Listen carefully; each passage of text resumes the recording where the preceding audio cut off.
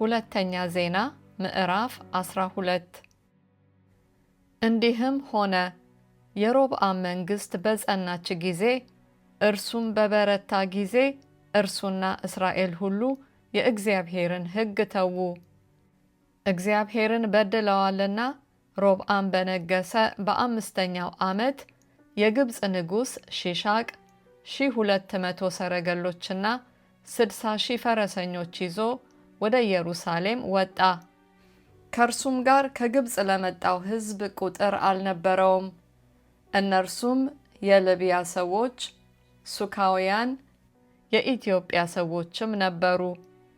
ለይሁዳም የነበሩትን ምሽጎች ከተሞች ወሰደ። ወደ ኢየሩሳሌምም መጣ። ነቢዩም ሸማያ ወደ ሮብዓምና ከሺሻቅ ሸሽተው በኢየሩሳሌም ወደ ተሰበሰቡባት ወደ ይሁዳ መሳፍንት መጥቶ እንዲህ አላቸው፣ እግዚአብሔር እንዲህ ይላል፣ እናንተ ተዋችሁኝ፣ ስለዚህ እኔ ደግሞ በሺሻቅ እጅ ተውኋችሁ።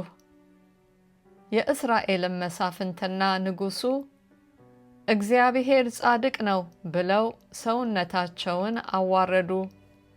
እግዚአብሔርም ሰውነታቸውን እንዳዋረዱ ባየ ጊዜ የእግዚአብሔር ቃል ሰውነታቸውን አዋርደዋል፣ አላጠፋቸውም፣ ከጥቂት ቀንም በኋላ አድናቸዋለሁ፣ ቁጣዬም በሺሻቅ እጅ በኢየሩሳሌም ላይ አይፈስም፣ ነገር ግን ለእኔ መገዛትንና ለምድር ነገሥታት መገዛትን ያውቁ ዘንድ ይገዙለታል ሲል ወደ ሸማያ መጣ። የግብፅ ንጉሥ ሺሻቅም ወደ ኢየሩሳሌም መጣ። የእግዚአብሔርንም ቤት መዛግብትና የንጉሡን ቤት መዛግብት ወሰደ፣ ሁሉንም ወሰደ። ደግሞም ሰለሞን የሠራቸውን የወርቁን ጋሻዎች ወሰደ። ንጉሡም ሮብዓም በእነርሱ ፋንታ የናስ ጋሻዎችን ሠራ። የንጉሡንም ቤት ደጅ በሚጠብቁ በዘበኞች አለቃ እጅ አኖራቸው። ንጉሡም ወደ እግዚአብሔር ቤት በገባ ቁጥር ዘበኞች መጥተው ይሸከሟቸው ነበር፣ መልሰውም በዘበኞች ቤት ውስጥ ያኖሯቸው ነበር።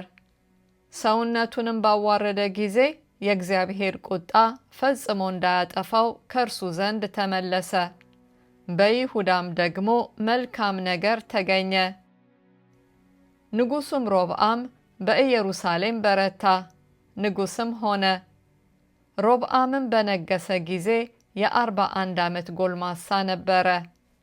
እግዚአብሔርም ስሙን ያኖርባት ዘንድ ከእስራኤል አገር ሁሉ በመረጣት ከተማ በኢየሩሳሌም 17 ዓመት ነገሰ። እናቱም የአሞን ሴት ናዕማ ነበረች። እግዚአብሔርን የሚሻ ዘንድ ልቡን አላዘጋጀም ነበርና ክፉ ነገር አደረገ። የሮብዓምም የፊተኛውና የኋለኛው ነገር በነቢዩ ሸማያና በባለ ራእዩ በአዶ የትውልድ ታሪክ መጽሐፍ የተጻፈ አይደለምን? በሮብዓምና በኢዮርብዓም መካከልም በዘመናቸው ሁሉ ሰልፍ ነበረ። ሮብዓምም ከአባቶቹ ጋር አንቀላፋ፣ በዳዊትም ከተማ ተቀበረ። ልጁም አብያ በእርሱ ፋንታ ነገሰ።